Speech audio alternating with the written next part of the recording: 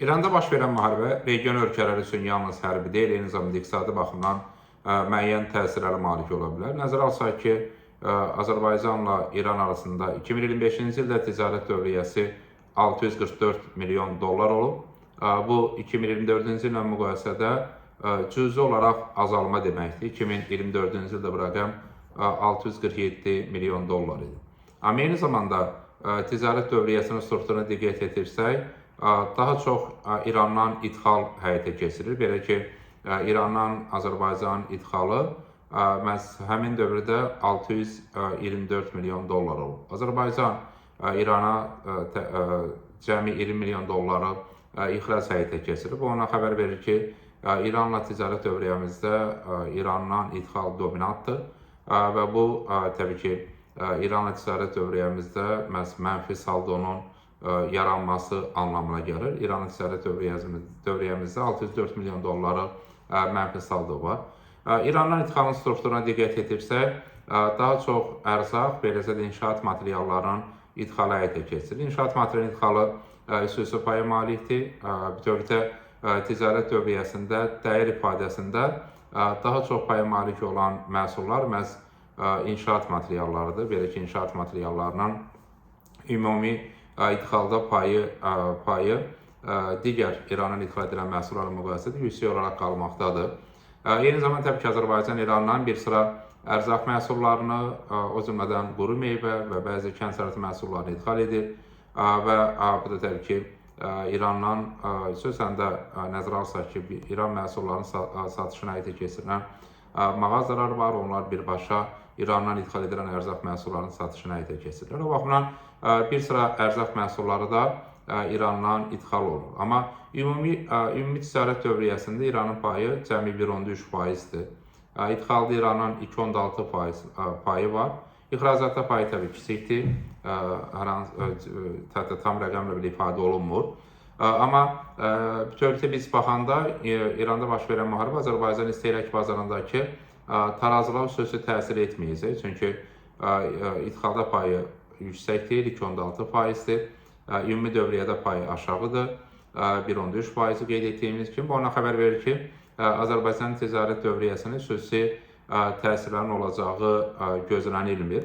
Amma bununla belə təbii ki, İrandan ixal edilən bir sıra ərzaq, beləcə də inşaat materiallarının qiymətlərinin artmaması üçün həmin məhsulların alternativ bazarlardan gətirilməsi və daha qısa müddətdə əvəzlənməsinə nail olması vacibdir.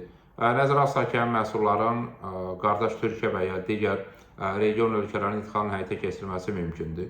Ona görə təbii ki, xüsusən də savaşın daha uzun müddətə əhatə edəcəyi halda vacib məqamlardan biri məhz həmin məhsulların digər ölkələrdən əvəzlənməsinə həyata keçirməkdir ki, bu halda həmin məhsulların qiymətlərində artımların qarşısını almaq və ya ciddi qiymət artımlarının baş verməməsinə nail olmaq olar. Çünki təbii ki, müəyyən müddətdən sonra, əgər savaş uzun müddət davam edərsə, həmin məhsulların İrandan ixalında çətinliklər olacaq və praktik ixal hətta mümkün olmayacaq.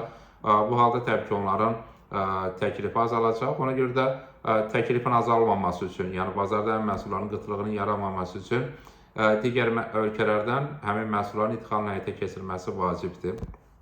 Sözsüz, İran savaşı həm də qlobal bazarlara təsir göstərir. Artıq neftin dünya bazar qiymətində 6%-dən çox artım qeydə alınıb.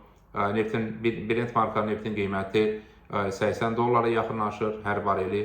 Bu isə ona xəbər verir ki, neftin dünya bazar qiymətindəki artımlar neft ölkələrin gəlirlərinə təsir göstərəcək. Təbii ilkin gözlənti ondan ibarət ki, bu neft ölkələrinin valyuta gəlirlərində artımlarla müşahidə olunur. Təbii ki, Azərbaycan da neft ixrac edən ölkədir və neftin dünya bazar qiymətinin artması ölkəmizə daxil olan valyutanın həcminin artmasına səbəb olur. O baxımdan savaş, beləcə də təbii ki, xüsusən də İran vasitəsilə yüklərin daşınmasında çətinliklər, Fars körfəzində yüklərin daşınmasında çətinliklər, strateji məhsullar bazarı və xüsusən də enerji bazarına təsir göstərməkdədir. Bu kontekstdə biz artıq enerji bazarında qiymət artımlarını müşahidə edirik. Analitiklərin proqnozuna görə müharibənin daha uzun müddət əhatə edəcəyi halda neftin bazar qiymətində daha yüksək artımlar müşahidə oluna bilər. İndiki halda müharibənin mövcud coğrafiyası bir barel neftin qiymətinin 80-90 dollar intervalının dəyişməsinə gətirib çıxara bilər. Təbii ki, neftin dünya bazar qiyməti müharibənin hansı müddəti əhatə edəcəyindən asılı olacaq və bundan asılı olaraq neftin dünya bazar qiymətinin proqnozlaşdırılması real olacaq. Bütövlükdə neftin dünya bazar qiymətində artımlar var. Bu təbii ki, neft ölkələrin valyuta gəlirlərinə təsir göstərir. O baxımdan bir tərəfdən istehlak bazarında İrandan ixal edilən məhsulların qiymətlərinin artmaması üçün alternativ bazarlarda məhsul ixalının həyata keçirilməsinə ehtiyac var.